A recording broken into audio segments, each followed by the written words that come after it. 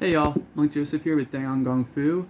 Today we're going to do some push-ups. I had some people ask me to give them some more ideas for push-ups, so I made a list here and we're just going to go through them real quick.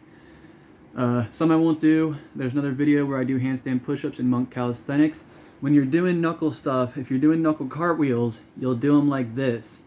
If you're doing knuckle handstands or knuckle push-ups, you'll do them like this. That's all I'm going to say about that. So let's get into some of these.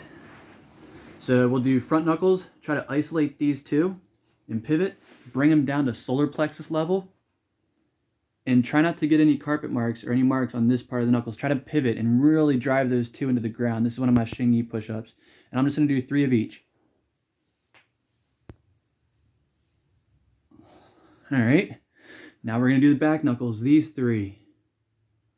At solar plexus level, again, I'm going to call this a Xingyi style push-up, because you're only going to drive those 3 in and try to keep the middle knuckles off the ground. Ready?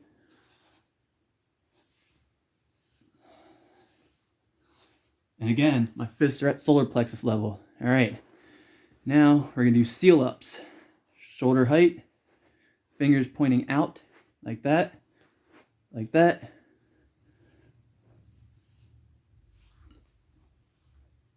Okay, now we're going to do bulldog push-ups.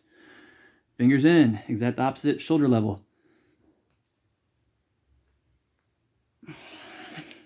Okay, fingertip 1. Try to arch them and see if you can push up without them bending in. And this is one type of fingertip push-up. I only can stop the middle knuckle from bending. Let's see what I got.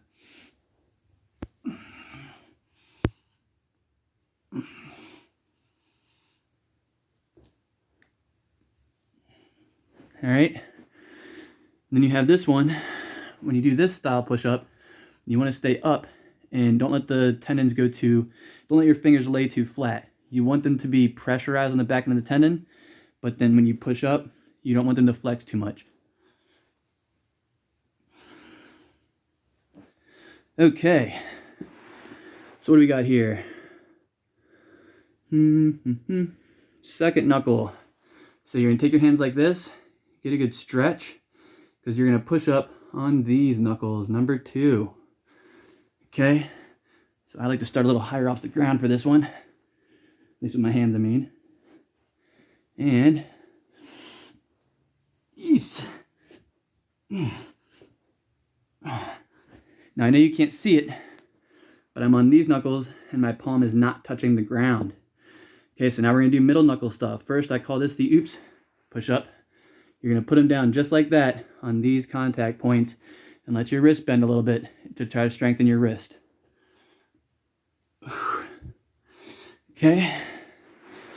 Now that's going to lead us into another middle knuckle push, the leopard or hammer fist push up. So it's going to be like this. No thumbs, contact point here. All right.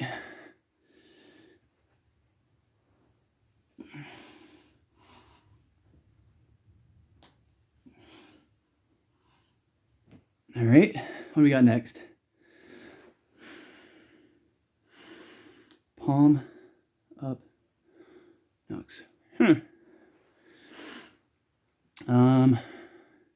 Point your fingers to your toes. The next one, you may know this one. You point your fingers back, bring them up to bring your palm to your solar plexus. Point your fingers back, bring your palm to your solar plexus. Maybe a little under and up.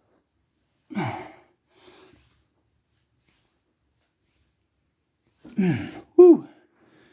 Okay, what else we got? Do a clap knuckle, and the rolling Wing Chun push-ups video is already up. So let's see if I can do a knuckle clap push-up. Cool. All right. See what I got. Just need a little focus here. There we go. Knuckle claps.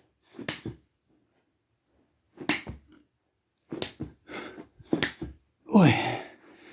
And then I'm not going to try a leopard clap, but the advanced part would be to do the leopard clap push-up next. So that's what we got. There's lots of different types of push-ups. Obviously, you know, diamonds, other variations of these things, do rolling plank push-ups. I was just trying to give you more ideas that might not already be out there. So happy training, train hard, do all them push-ups, start. If you can't do it, do a negative. Just go down. This is what a negative is. For those of you who can't do some of these push-ups, you're going to do this. You're going to come up and you're going to lower yourself in whatever position as slowly as you can. Okay? As slowly as you can. And then when you're done, you'll give yourself a second, reset, whatever you got to do to get back in that position, and lower yourself again.